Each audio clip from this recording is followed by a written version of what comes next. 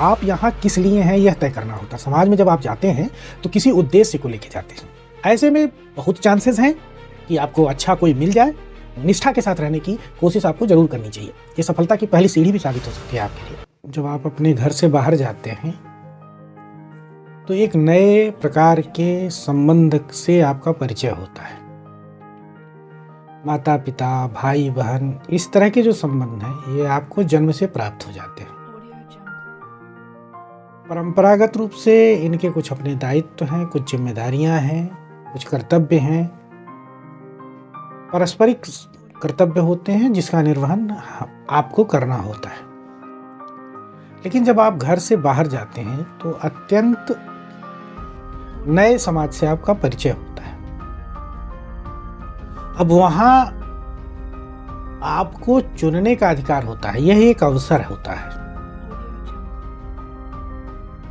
तो इसे अगर आप एक अवसर के रूप में देखेंगे तो आपको थोड़ा सावधान होना पड़ता है, क्योंकि जिम्मेदारी बहुत बड़ी आती है कि आप अपने लिए ऐसे व्यक्ति का चयन करें जो आपकी इन आवश्यकताओं की पूर्ति कर सके। तो चुनना एक प्रकार का निर्णय है, बड़ा सजग निर्णय की आवश्यकता होती है। निर्णय के लिए आप कोई तैयारी बड़ी अच्छी होनी चाहिए, उसमें अनुभव होता है, कुछ ज्ञान होता है और कुछ परिस्थितियों से सीखते हैं आप, जिसे हम परिपक्वता का स्तर कह सकते हैं।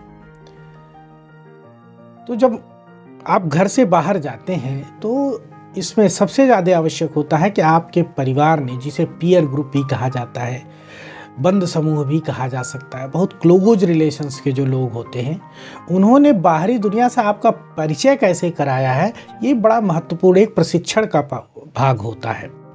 अगर आप अच्छी तरीके से प्रशिक्षित हैं, अच्छी तरीके से सजगता से आपका पालन पोषण हुआ है तो इसमें थोड़ी आसानी होगी। अन्यथा चुनाव करने में आपको सिर्फ अपने निर्णय पर निर्भर होना पड़ता है। तब वहाँ ट्रायल एंड एरर वाली कहानी शुरू हो जाती है कि आप चुनेंगे, फिर आपको अनुभव होगा, फिर आप छोड़ेंगे, फिर आप किसी नए को तलाशेंगे। ऐसे में बहुत चांसेस हैं कि आपको अच्छा कोई मिल जाए।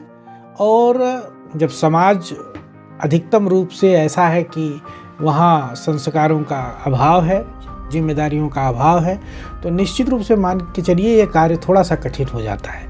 लेकिन एक बार फिर मैं यही बात दोहराऊंगा कि यह चूंकि अवसर होता है तो इसे ऐसे न देखें कि आपके लिए कोई परेशानी या चुनौती आके खड़ी हो गई है।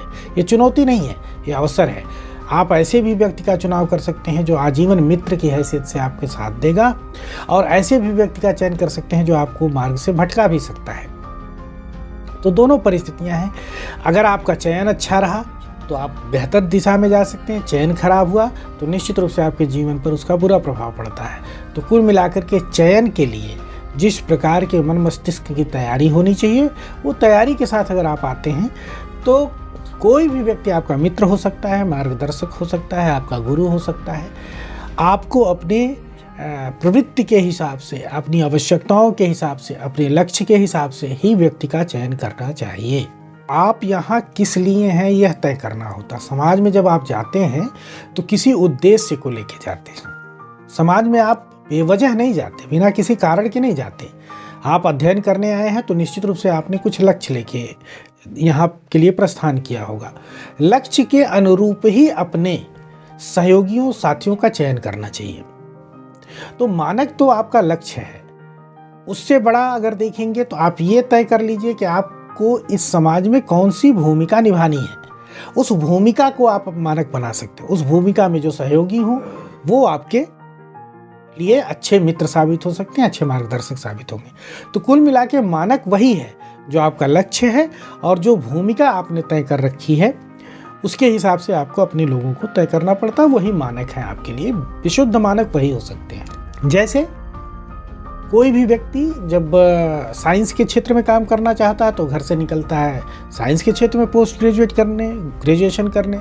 वही व्यक्ति अगर लॉ की फील्ड में काम करना चाहता है तो विधि व्यवसायियों के समूह में रहता है।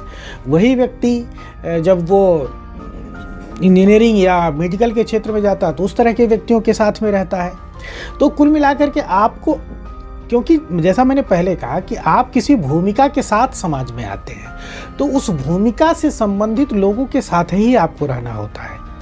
अगर आप ये प्रश्न करें कि आखिर वो नैतिक मूल्य क्या होंगे जिसके आधार पर आप चुनें, तो नैतिक मूल्य हमेशा सार्वभौमिक मूल्य होते हैं। जो व्यक्ति भी या जो परिवेश आपके अपने मौलिक उत्थान में अवरोध उत्पन्न करे, उसको तुरंत छोड़ देना चाहिए।